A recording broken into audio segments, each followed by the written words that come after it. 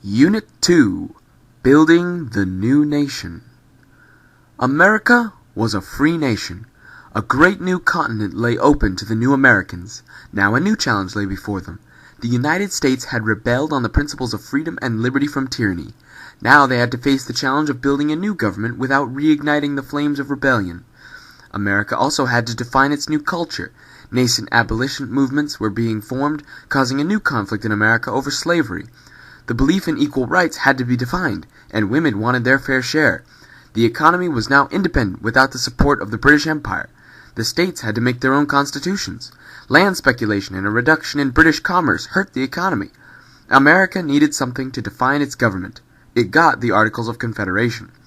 The Articles of Confederation created very strong state governments, loosely formed into a confederation under an incredibly weak federal government that could not regulate commerce or levy taxes. It was primarily an advisory body.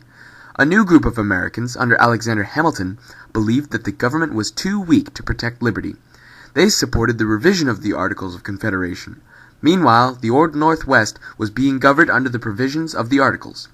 After Shays' Rebellion, it became clear that a stronger federal government was necessary. The Constitutional Convention came together and proposed the Constitution with the promise of a Bill of Rights. After the states ratified it, George Washington became the first president of the United States under the Constitution. America's population soared in the time after the Constitution was ratified. George Washington was president, the only president to be unanimously elected.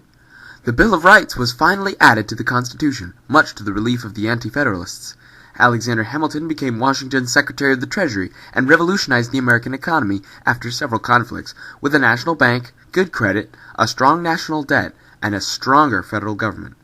He also created the customs duties and excise taxes that caused discontent in America, but fantastic revenue for the government. The Whiskey Rebellion was caused by the excise tax on whiskey, and George Washington put it down with military force, setting a precedent for how to deal with uprisings of a rebellious nature. Political parties came about primarily because of the battle over federal control of the people, Hamilton's economy, and foreign affairs. The Federalists supported a powerful federal government, Hamilton's economy, and an alliance with Britain. The Democratic Republicans opposed these things and supported an alliance with France. Washington proclaimed America neutral. The French Revolution increased the validity of the Federalist arguments, conflicts with Britain ended in Jay's Treaty, and the near impeachment of George Washington, and John Adams became president. Under Adams, America had to deal with France requesting assistance in the French Revolution. Maintaining Washington's desire for American neutrality, Adams wanted to modify America's alliance with France. His attempts at diplomacy resulted in the XYZ affair and the Quasi-War with France. His eventual success at peace put him at odds with the Federalists, and he was defeated by Thomas Jefferson in the election of 1800. The Federalists had passed the Alien and Sedition Acts during the hysteria over French spies to muzzle their enemies. These would make the Federalists incredibly unpopular, and they would never have another president in power. To counter the Alien and Sedition Acts, Thomas Jefferson encouraged the Virginia and Kentucky resolutions to eliminate such a powerful federal government. He succeeded and became president in the election of 1800. Thomas Jefferson became president in what is known by some historians as the Revolution of 1800, which was one of the first times that a change in executive power took place without violence. After the House of Representatives gave Jefferson the presidency and Aaron Burr the vice presidency, the Democratic Republicans firmly held the executive power in the country, though Adams had appointed the midnight judges to ensure that Federalists would still maintain control of the courts. In office, Jefferson became more moderate and left many Federalist policies intact. He also sent the U.S. Marine Corps to suppress the Barbary pirates, and he purchased the Louisiana Territory for $15 million. Supreme Court Chief Justice John Marshall established judicial review and made the judicial branch an equal branch of government. Jefferson sent the Lewis and Clark expedition to explore the Louisiana Territory. Aaron Burr attempted to overthrow the government, and Thomas Jefferson passed the Embargo Act to try and prevent England and France from interfering in American trade. It failed utterly and hurt America more than either of those two countries. James Madison became president. He tried to prevent America from continuing to suffer under the Embargo Act, so he lifted it on France to try and intimidate Britain. However, Britannia ruled the waves, and tension between the two nations rose. Meanwhile, Tecumseh and Tenskwawada tried to resurrect Indian pride and grew in strength. William Henry Harrison defeated their forces at Tippecanoe and ended the threat. To show that America was still strong, James Madison attempted to placate the Warhawks in his own party and asked Congress to declare war on Canada. Thus began the War of 1812. American soldiers attacked Canada around the Great Lakes, but were defeated by skillful British generals and an ineffective American leadership.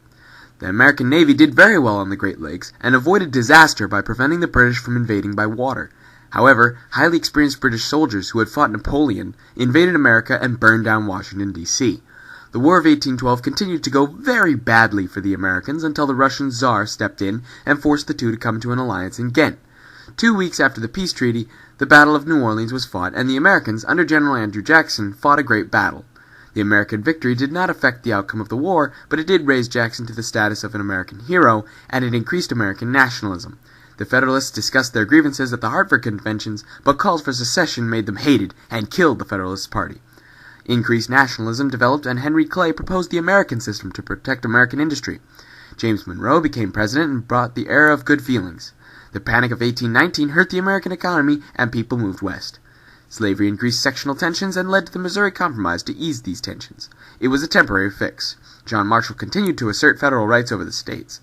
The Oregon country was divided between America and Canada, and Florida was conquered from Spain, though not officially, by Andrew Jackson. Threats from Europe forced James Monroe to issue the Monroe Doctrine, which did little but made Americans feel important. A mass democracy arose after Monroe's presidency. The election of 1824 was heated and resulted in a victory for John Quincy Adams, resulting from what Jackson's supporters called the corrupt bargain, where Clay gave his votes to Adams in exchange for the position of Secretary of State. John Quincy Adams was not popular, and in 1828, Andrew Jackson was elected president. He introduced the spoils system and turned the focus of an election to appealing to the people for votes, not just the elites of the East. The new president was a Westerner through and through. He dealt with uprisings with threats of force. He dealt with personal challenges with duels. He continued to support American nationalism and set up several measures, including the Indian Removal Act, to remove the Indians from within American borders. This created the Trail of Tears. The Tariff of Abominations was a problem, and threats of uprising against it were dealt with by Jackson with threats of military invasion. South Carolina attempted to nullify the tariff, and pressure forced Congress to pass the Tariff of 1833 to moderate the earlier tariff. This solved the problem. Jackson and Nicholas Biddle faced off over the issue of the Second Bank of the United States. Jackson used his executive powers to kill the bank and retard the growth of American banking. This caused several financial panics, but his presidency would end before they began. The Whigs were formed to oppose Jackson. Martin Van Buren succeeded Jackson, but the Panic of 1837 made his presidency short-lived and ineffective. Americans went to Texas, fought the Texas Revolution, won, and declared independence and awaited entrance into the Union, while Americans determined how to balance its probable slave state status. William Henry Harrison, the Whig candidate, took the office of president with showmanship and propaganda. He died 1 month after his inauguration. The two-party system became ingrained in American politics. Many people moved west, and America expanded. Irish moved to America to avoid the starvation in Ireland. They were generally poor and moved to American cities to become factory workers or miners. Germans came from Germany after liberal revolutions failed there in 1848. They were usually much wealthier than the poor Irish immigrants and became successful American businessmen or moved to the Northwest to become successful farmers. Nativism took hold in America, and discrimination against newcomers, especially the poor Irish, became commonplace. Industry also claimed America and took off after Eli Whitney developed the cotton gin. Slavery also increased exponentially because of the increase in demand for cotton to be processed by machines. This accelerated the conflict over slavery. Interchangeable parts and factories became a powerful part of America, especially the American North. Skilled European manufacturers moved to America and loaned their skills to the Industrial Revolution. Railroads, factories, and telegraphs dominated the American landscape in the North. Questions regarding American workers and their rights as workers arose, as did labor unions. Women became influential parts of the economy, but the cult of domesticity also took hold, and women became admired if they stayed in their place, the home. Machines also took hold in agriculture as well as transportation. The farmers of the West could produce more food and transport it farther so that it could affect the national economy. Railroads and steamboats dominated American transportation. The Erie Canal had a huge impact on transportation and made New York a commercial hub of America. Clipper ships also allowed Americans to move goods overseas and contribute to the global economy. The Pony Express, though short-lived, connected the West and East in unprecedented ways. It was replaced by telegraphs. The Union became more connected because of these things, but a lack of manufacturing and increasing slavery in the South alienated it. The time for the Civil War approached. American culture changed radically from 1790 to 1860. The Second Great Awakening increased religious fervor in America and encouraged civic virtue and religious diversity. The Mormons arose and moved to Utah, becoming one of the first globally influential religions born in America. Free, tax-funded schools encouraged some learning for the common people and improved American knowledge and potential. Higher learning was also improved, but few women and fewer African Americans ever got the chance for higher learning. However, Oberlin College and the like improved their chances of higher learning dramatically. With education of women came the feminist movement and support for women's rights. Women were no longer content with the cult of domesticity and wanted to enter the world of men.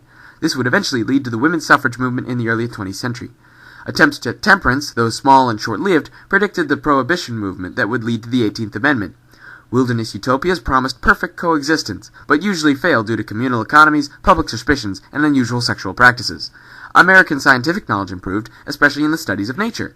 American art and literature defined themselves, and many American writers like Walt Whitman and Washington Irving became popular. Transcendentalists began to become popular in American culture because of their focus on the natural civic virtue they called an inner light. American historians arose after the U.S. developed a history, and they supported the growing American nationalism. America's power, prestige, and nationalism was ready for its first severe internal struggle, the Civil War.